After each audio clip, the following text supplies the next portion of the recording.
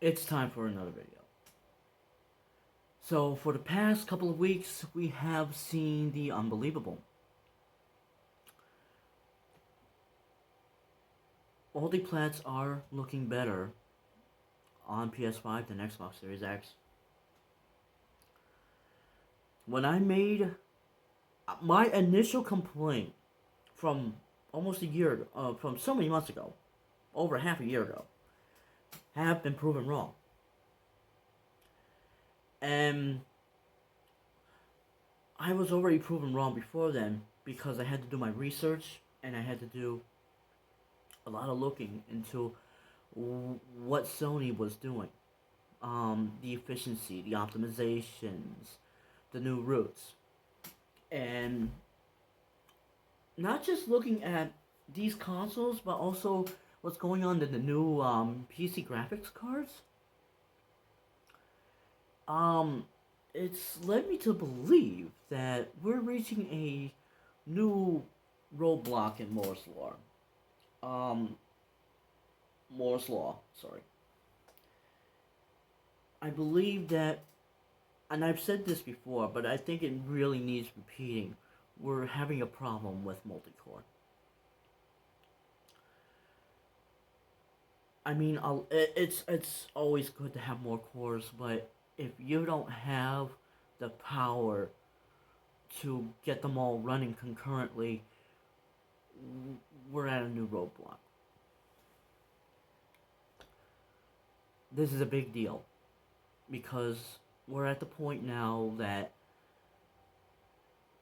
if you were having more cores, but not the speed and the cache and efficiency to get them all running at once, then you're going to have problems in your performance. Crytek rendering engineer Ali Salehi talked about this. If you don't have good enough bandwidth, if you don't have high enough clock speed, if you don't have good enough caches, you're not going to be able to run all of your cores consistently. And this is being shown now. Digital Foundry just uploaded their 5 comparison, and oh my god. Oh my god. You have to see that to believe it.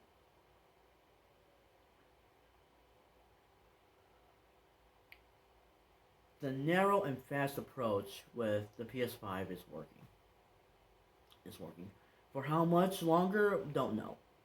I still stick to my gut that the Xbox Series X is turning this console into a PS3 of sorts. Not because of how hard it is to code for it, but the bottlenecks, especially with the bandwidth, the RAM bandwidth, is a huge deal. And if you look at the PC space, RDNA 2 is still catching up with the likes of the NVIDIA RTX 30 series, even though the 30 series has so many more cores. But with the Infinity Cache and the higher clock speeds, um, the RX 6000 series is able to catch up to um, the 30X cards, the 30X equivalents. So Mark Cerny was right. And lots of naysayers, including myself, make no mistake, including myself, were very wrong. And to Ali Salehi, Mark Cerny, and all those that knew better,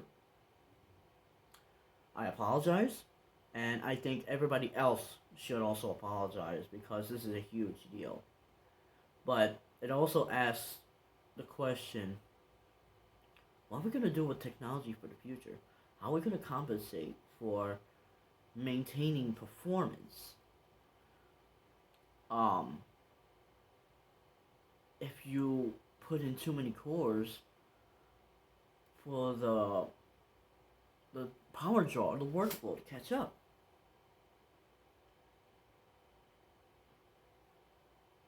We're gonna have to rework. engineers are going to have to rethink how core structure is done all over again. Because you know that when higher clock speeds are needed for efficiency now, that just changes the game. I mean, it goes a long way to prove that the megahertz myth itself is a myth. This is going to be interesting to see what's going to happen in the next 10 years. Until then, I'm going to see you all and enjoy the ride along with you. This is Young Love, signing out.